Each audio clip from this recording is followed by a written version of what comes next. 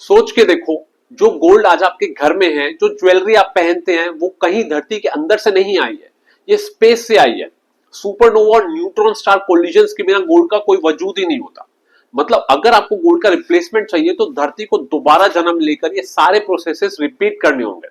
लेकिन एक और सवाल है, स्टील, कॉपर, सिल्वर, प्लैटिनम सब अवेलेबल थे, लेकिन पैसा बनने का ताज सिर्फ गोल्ड के सर पर ही क्यों आया? क्या खास बात थी इस मेटल में जो इसे हर सिविलाइजेशन ने अपनी दौलत का सिंबल माना? आपको जवाब मिलने ही वाले हैं, और गारंटी है आज के बाद गोल्ड को देखने का नजरिया ही बदल जाएगा। गोल्ड जमीन के अंदर से नहीं बना है, ये स्पेस से आया है। यूनिवर्स के सबसे मैसिव स्टार्स जब अपने डेथ के वक्त सुपरनोवा बन के फटते हैं, तब रैपिड न्यूट्रॉन प्रोसेस होता है जिसमें से गोल्ड जैसे हेवी मेटल्स बनते हैं। जब दो न्यूट्रॉन स्टार्स कोलाइड करते हैं तब गोल्ड बनता है। जब अर्थ फॉर्म हो रही थी तो ये गोल्ड मॉल्टन स्टेट में अर्थ के बहुत डीप पार्ट्स के अंदर जाके सेटल हो गया, और करोड़ों साल के वोल्केनिक इरप्शंस और टेक्टोनिक मूवमेंट्स के कारण ये गोल्ड सरफेस के करीब आया। गोल्ड मोस्टली माइक्रोस्कोपिक पार्टिकल्स के रूप में रॉक्स के अंदर पाइराइट के साथ एम्बेडेड मिलता है। पूरी दुनिया के ओशियंस के पानी में लगभग 15,000 टन गोल्ड अवेलेबल है। 100 मिलियन लीटर्स यानी कि 40 ओलंपिक स्विमिंग पूल्स में से 1 ग्राम अवेलेबल है। तो कॉन्सेंट्रेशन इतना कम है कि एक्सट्रैक्शन फिजिबल ही नहीं है। ये सब हिस्ट्री जान लेंगे तो आपको पता चल जाएगा कि मैं गोल्ड पे इतना बुलिश क्यों हूं। आई होप आप समझ रहे होंगे कि गोल्ड का रिप्लेसमेंट इम्पॉसिबल है। नेक्स्ट क्वेश्चन है कि स्टील, कॉपर, सिल्वर, प्लैटिनम, इन सब में से गोल्ड में ऐसा क्या खास है कि ये ग्लोबल करेंसी बना? तो पहला रीजन है, गोल्ड रेयर है, बट इतना रेयर नहीं कि मिल ही ना पाए, जैसे प्लैटिनम जिसका मिलना ऑलमोस्ट इम्पॉसिबल है। पुराने लोगों के पास प्लैटिनम को ना तो पहचानना आता था और ना ही उसे एक्सट्रैक्ट करने की टेक्नोलॉजी थी। अगर करेंसी कॉपर या आयरन से बनाई जाए तो वो टाइम के साथ रस्ट हो जाती है, तो वैल्यू खत्म। लेकिन गोल्ड बिल्कुल स्टेबल है, ना ये ऑक्सीडाइज होता है ना करोड़ होता है। 1000 साल के बाद भी गोल्ड की वही शाइन, वही वैल्यू रहती है। गोल्ड इतना सॉफ्ट है कि बिना एडवांस टूल्स के भी इसको कॉइंस, ज्वेलरी या आर्टिफैक्ट्स में शेप किया जा सकता है। तो एंशिएंट क्राफ्ट्समैन के लिए ये परफेक्ट था। स्टील या लाइमस्टोन से कॉइंस बनाना इम्पॉसिबल था। गोल्ड काफी वैल्यूएबल है पर ग्राम, तो कम क्वांटिटी के अंदर ज्यादा वैल्यू स्टोर की जा सकती है। एक छोटा सा 1 kg का बार ऑलमोस्ट एक मोबाइल फोन के साइज का होता है, जिसका रेट आज 90 लाख चल रहा है। यही 90 लाख का स्टोरेज अगर आपको कॉटन, स्टील या कॉपर में करना हो तो बहुत मुश्किल है। इजिप्शियंस, रोमन्स, इंडियंस, सभी सिविलाइजेशंस ने गोल्ड को सिर्फ एक मेटल नहीं, डिविनिटी के साथ एसोसिएट किया। कॉपर, पेपर करेंसी सब फ्लक्चुएट हुए, लेकिन गोल्ड हर सिविलाइजेशन में इसकी वैल्यू बनी रही है। इसने हजारों सालों से टेस्ट ऑफ टाइम को पास किया है हर बार। लीडियन किंगडम के किंग अलाइड्स ने 600 बीसी के आसपास सबसे पहले गोल्ड कॉइंस मिंट किए थे, जिन्हें कहते थे इलेक्ट्रम कॉइंस। तो ग्रीक और रोमन एम्पायर से इसको फटाफट अडॉप्ट कर लिया। रोमन्स ने अपनी करेंसी निकाली, एरियस। ये गोल्ड कॉइन ट्रेड के लिए पूरे रोमन एम्पायर में प्राइमरी मीडियम बन गया था। फिर 19th सेंचुरी आई जब गोल्ड स्टैंडर्ड का कंसेप्ट ऑफिशियली अडॉप्ट किया गया। हर एक पेपर नोट के पीछे एक फिक्स्ड अमाउंट का गोल्ड रिजर्व होता था। हिस्ट्री में जब गोल्ड पावर, सिंबल और डोमिनेशन का सिंबल था, जिसके लिए खून बहा है, वॉर्स लड़ी गई हैं और लूटपाट की गई है। तो 1739 के साल में मुगल एम्पायर अपने डिक्लाइन पर था, और ये देखकर नादिर शाह जो पर्शिया का रूलर था, उन्होंने इंडस रिवर को क्रॉस करके बैटल ऑफ करनाल में मुगल्स को हरा दिया, और उसके बाद दिल्ली में मसाकर ऑर्डर कर दिया और 30,000 से ज्यादा लोग मारे गए और शहर को दिनों दिन तक लूटते रहे।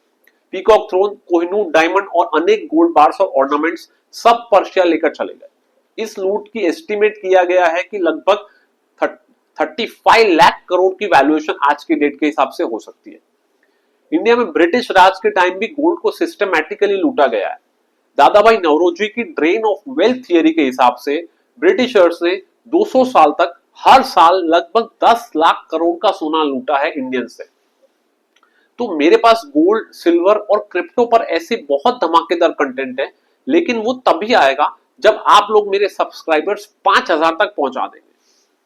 तो गोल्ड ऐसा करेंसी आज से अप्रोक्सीमेटली 2500 साल से यूज हो रहा है पूरे वर्ल्ड में, और उससे पहले की करेंसी की कोई हिस्ट्री ह्यूमंस के पास अवेलेबल ही नहीं है। और यूएस डॉलर का नोट 1915 में इंट्रोड्यूस हुआ है, और इंडिया का आरबीआई इटसेल्फ 1935 में बॉर्न हुआ है। इंडिया का आईएनआर नोट लगभग 100 साल पहले से चल रहा है। इंडिया में current account, saving account, banking system लगभग 60-70 साल से चल रहा है। तो नॉन ह्यूमन हिस्ट्री के 2500 साल में से गोल्ड चला आ रहा है और करेंसी की एज है लगभग सिर्फ 100 साल, यानी एज अ परसेंटेज देखें तो 95 इयर्स से गोल्ड यूज हो रहा है और ये न्यू करेंसी INR USD ये सब सिर्फ 100 साल से यूज हो रहे हैं। और आप देख ही सकते होंगे कि ये 100 साल में इसकी INR की क्या हालत कर दिया। तो INR की वैल्यू गिरने की स्पीड को देख के ऐसा लगता है कि ये तो ग्रेविटी का भी बाप है। 100 साल पहले 1 रुपए में 1 kg सोना मिलता था और आज 1 रुपए में क्या मिलता है आप बताइए कमेंट सेक्शन में। तो ये सब बातें देख के आपको समझ में आ रहा होगा कि मैं क्यों बार बार अपने क्लाइंट्स को गोल्ड रेकमेंड करता हूं और पेड एडवाइजरी में फीस चार्ज करके रेकमेंड करता हूं, वही चीज मैं आपको यहां पर बता रहा हूं।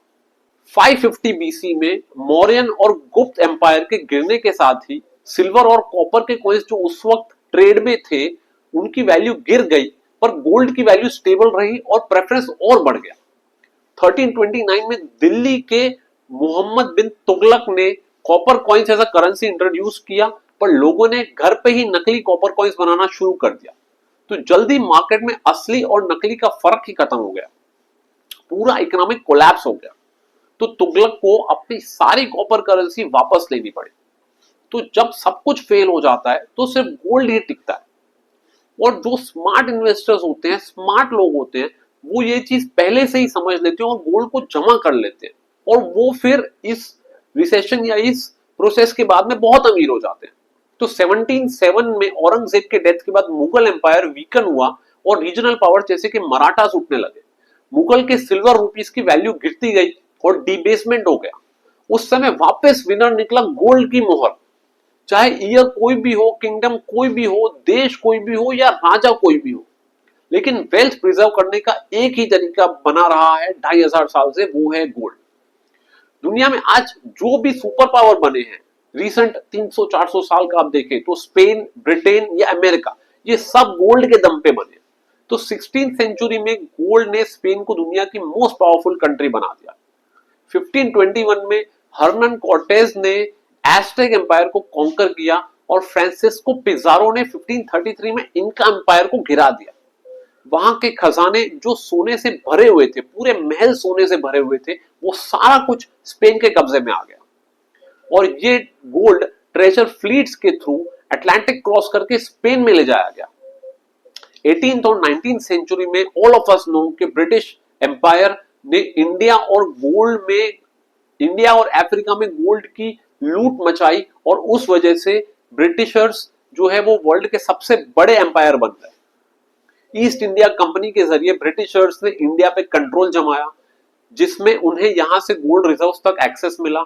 साथ ही अफ्रीका के गोल्ड कोस्ट जो आज का घाना है, वहां से भी गोल्ड का बड़ा इन्फ्लो हुआ। तो बैंक ऑफ इंग्लैंड के गोल्ड रिजर्व इतने स्ट्रॉन्ग होते गए कि ब्रिटिश पाउंड दुनिया की रिजर्व करेंसी बन गई। 20th सेंचुरी में देखें तो सुपर पावर बना अमेरिका और उसका भी रीजन था गोल्ड। तो जब वर्ल्ड वॉर 1 के दौरान यूरोपियन नेशंस ने वॉर सप्लाईज के बदले यूएस को गोल्ड भेजना शुरू किया। फिर ग्रेट डिप्रेशन के टाइम जब कंट्रीज ने गोल्ड स्टैंडर्ड छोड़ दिया, तब भी गोल्ड अमेरिका में ही रहा।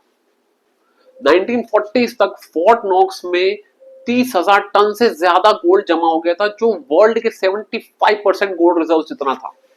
ये गोल्ड डोमिनेंस ने यूएस को 1944 में ब्रेटन वुड्स सिस्टम एस्टैब्लिश करने में पावर दी, जिसने यूएस डॉलर को गोल्ड के साथ पैक कर दिया। तो रिजल्ट ये आया कि डॉलर दुनिया की प्राइमरी रिजर्व करेंसी बन गई। और जब 1971 में गोल्ड स्टैंडर्ड डिकनेक्ट हो गया, तब भी यूएस की इकोनॉमी डोमिनेंस में थी। तो आप देख रहे हैं कि गोल्ड सिर्फ एक ज्वेलरी का पीस नहीं है, ये एक स्ट्रैटेजिक एसेट है जो पूरी दुनिया के पावर डायनेमिक्स को शिफ्ट कर सकता है। लास्ट 500 इयर्स की सुपर पावर्स यानी कि स्पेन, फिर ब्रिटेन, फिर अमेरिका, सबका सुपर पावर बनने का राज यही है। और आज भी जब भी इकोनॉमी हिलती है तो लोग सबसे पहले पकड़ लेते हैं गोल्ड। तो कैसा लगा आप लोग को ये वीडियो, बताइएगा कमेंट सेक्शन में। चैनल को सब्सक्राइब करें, वीडियो को लाइक करें। Thank you.